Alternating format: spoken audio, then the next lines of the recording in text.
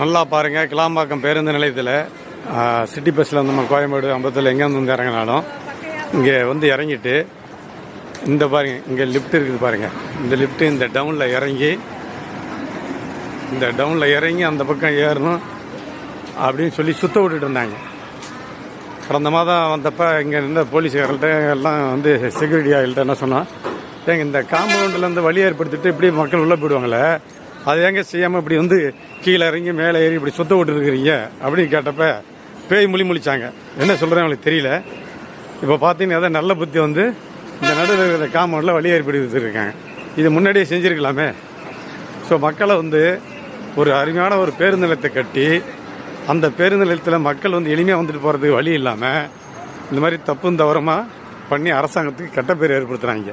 இப்போ பாருங்கள், இந்த பக்கம் சிட்டி பஸ் ஸ்டாண்டு, இந்த பக்கம் மல்சல் பஸ் ஸ்டாண்டு.